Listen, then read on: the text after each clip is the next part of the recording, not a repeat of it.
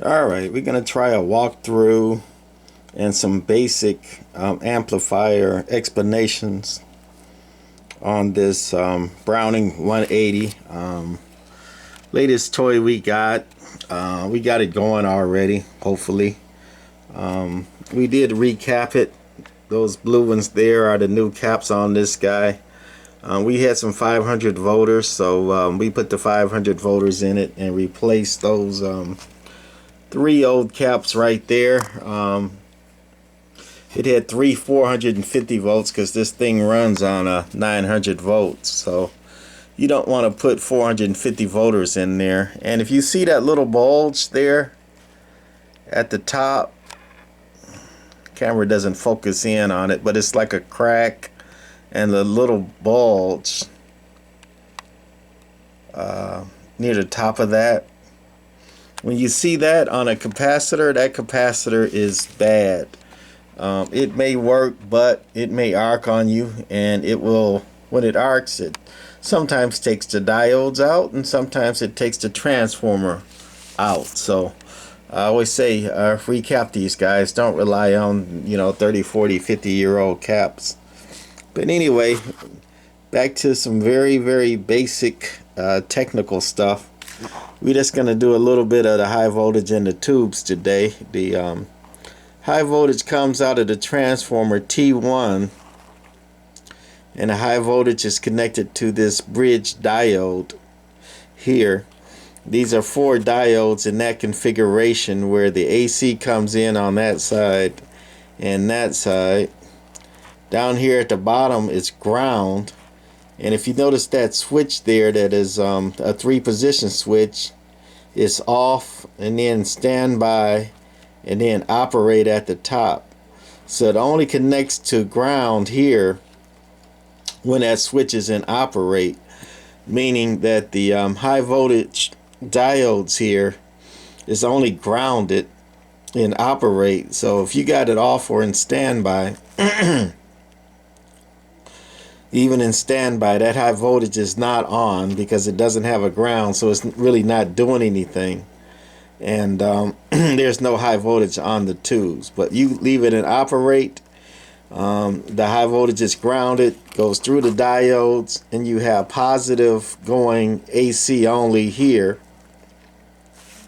And then that AC is filtered by the 2 big filter capacitors there, the big blue ones that we change, or the old ones if we had it in there. Those is C2 and C3 on the schematic here. So once it goes through these capacitors here, they smooth out that AC and rectify, well, not rectifier, but they smooth it out and change it into DC, filter it out and smooth it out. So you got 800 here DC, or if you look here, it says 1000 DC and standby, and 800 and drops to 800 and operate. Over here, R1 and R2 are just bleeder resistors. They just bleed a little bit of the capacitance off these capacitors when you turn it off, so that those capacitors don't hold a charge and shock you, even though you had it off for a week or a month or whatever. If you didn't bleed off that charge, these capacitors would hold a charge for a long time and nobody want to get zapped. So that's why those bleeders are in there, R1 and R2. It has a 1 meg capacitor across each leg, so that's very light bleed. It's going to take it a while to filter down, but that's okay, because this amp, small transformer, and not that heavy a capacitor bank, it's not that dangerous anyway. So dangerous enough, don't stick your hands in there, but light bleeders will work on this one. Some amplifiers don't have bleeders at all, and they'll hold a charge for forever. So anyway, the DC comes up here, and this here L2 is a plate choke. And what it does, this choke here is wound so that the DC will go right through it and into the tubes here. But RF does not like going through a choke that is wound through, so it basically blocks the RF from coming back through. but lets the DC allows the DC to go right through to the tubes. This here capacitor C4, it catches any stray RF that gets by the choke and makes it, you know, back into the high voltage. It's going to catch that and ground that out, because small caps like this, they block DC, so the DC coming in here is just blocked on the top side and it's not affecting it or grounded at all. But any RF that tries to get through there, or, you know, leaks through the choke here, small capacitors like this, they like RF, so RF will go right through it and be grounded out, any stray RF. So that's what C4 is for on this design. So you got the DC coming in into the tubes, pin 9 of the tubes, and that's called the plate or anode at the top of the tubes. And if you can see, I drew it in there with my bad handwriting on pin 9. The top of the tubes here, you'll see that, and that's the plate. On these small tubes in this amp, the plate is actually a pin at the bottom of the tubes, like any other pin. But the plate in some more higher power tubes, the plate actually comes out the top through the cap there, and that's just simply called a plate cap. That's a little bit better design, because when you take the RF, the output out the bottom, you know, through one of the pins here, it has a tendency to interfere with some of the other pins, like the drive coming in, because it's so close to it. So a tube with the plate coming out the top is actually usually has better specs, and it's a better design than tubes with pins coming out the bottom. And most sweep tubes for TVs back in the day had the plate coming out the top, and they worked pretty good for RF, and that's why they used them back then. But anyway, enough on that. This amplifier is a grounded grid amplifier, and what they mean by that is, if you can see pin 2, pin 1 and 7, and pin 6 of these tubes go into these 3-dot things here, and that's a schematic symbol for the grids. Grid 1, grid 2, and grid 3 there. And as you can see, those grids come out and are all tied together, both tubes, and they go down here to ground. That's a ground symbol right there. So all 3 of these grids are grounded, and that's why they call this a grounded grid amp. Now with the grounded grid amp, since these grids are grounded, where do you get the drive from? You get it through the cathode, which is, on some amps you ground the cathode, but not on a grounded grid amp, because the grids are already grounded. So the drives come through the cathode, you know, through here, and goes into both the tubes. But also the cathode is like a DC ground for the tubes. So how do they do that when you got the drive coming in? And what they do on this amp, it goes through the relay. And if you look over here, connected on the other side of the relay is L1. They use this choke because this choke again will ground DC, or let DC go through. So the DC will be grounded by this choke when the relay's keyed down, you know, for the cathode.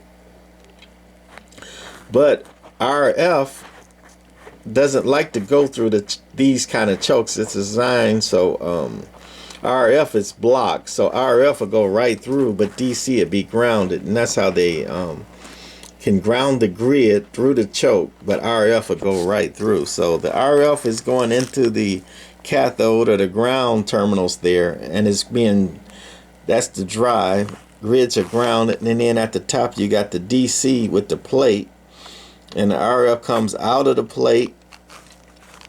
And then you got here C5 called a plate blocking cap, and what that does is it blocks the DC, because small caps, you know, don't let DC go through there, but it lets the RF go through there. So the DC is stuck right there on that side, and then the RF passes through that plate blocking cap over to this side, and you have your tune cap, your tank coil, and your load cap. Tune side is always going to be on the side closest to the tubes.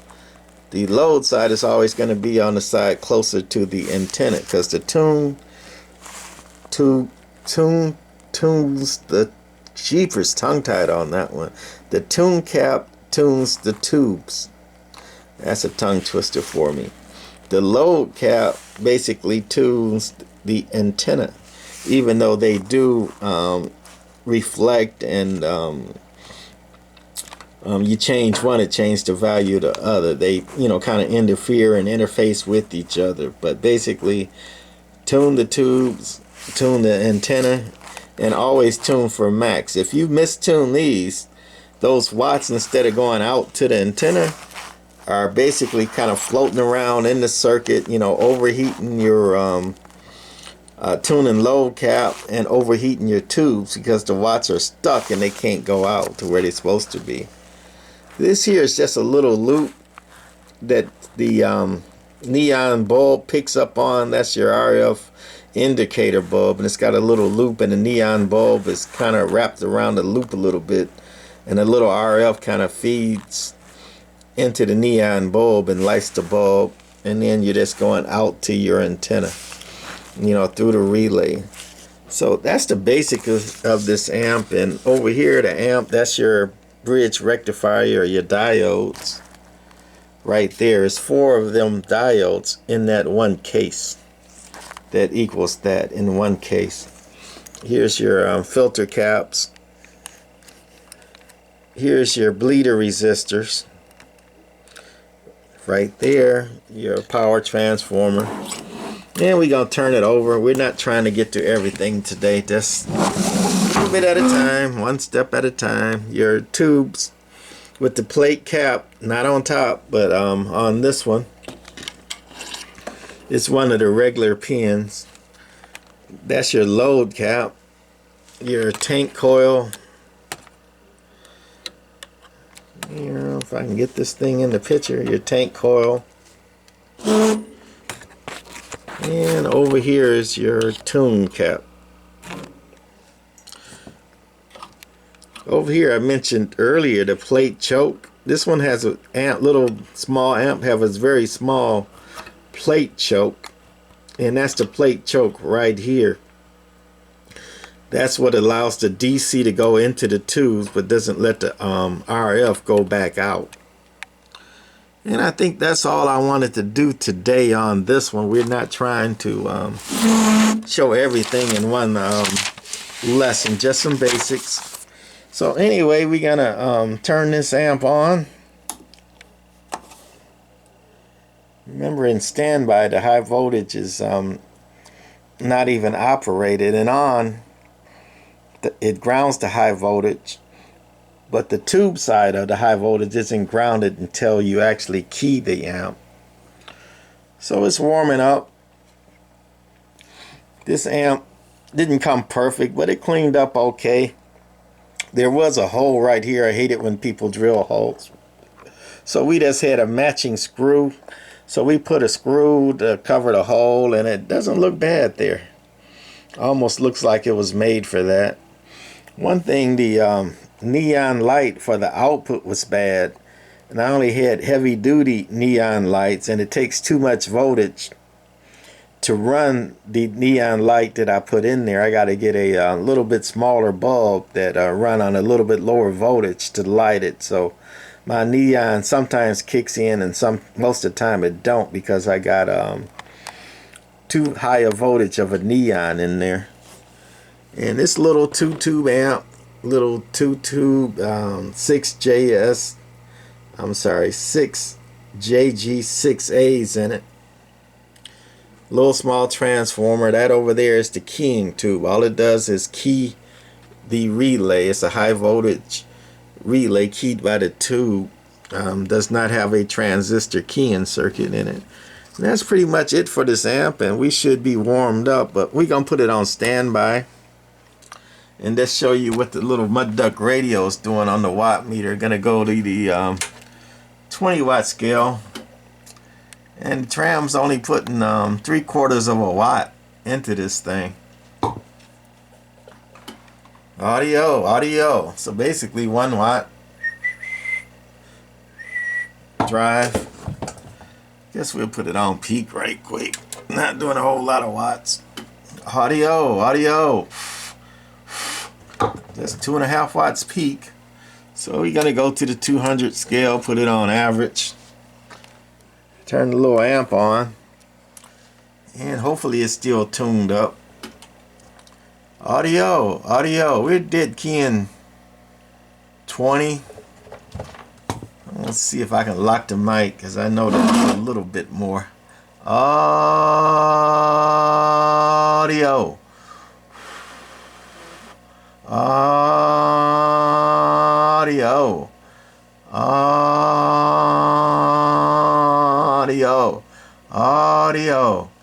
Yeah, I knew it was gonna do better than that. We could probably squeeze a couple more watts out of it, but that's enough for this demo. So we're dead keying 35, talking about 45 on average. Whistling a little over 50. Unless we're gonna put it on peak. Yeah, get in there. Audio. Doing about 80 watts peak. Audio, actually about 75. We had it up to 100 when we had this thing tuned up, but again, we had it on the side and playing with it and turned it around, and it's not perfectly tuned right now, so we're gonna get off of it. But basically what the little Browning 180 does, again, we got to get another neon for that light. It wants to work, but the neon's a little bit too much for it, so got to get a smaller neon, and that's gonna be it for this Browning 180 driven by 1 or 2 watts, doing about 40-50 average and about 75 peak. And if I peaked it up and tuned it up, I can just hit 100 watts with 1 or 2 watts in. Not too bad. We're fairly happy with this one. All right, that's it for this one. Good hunting. Bye.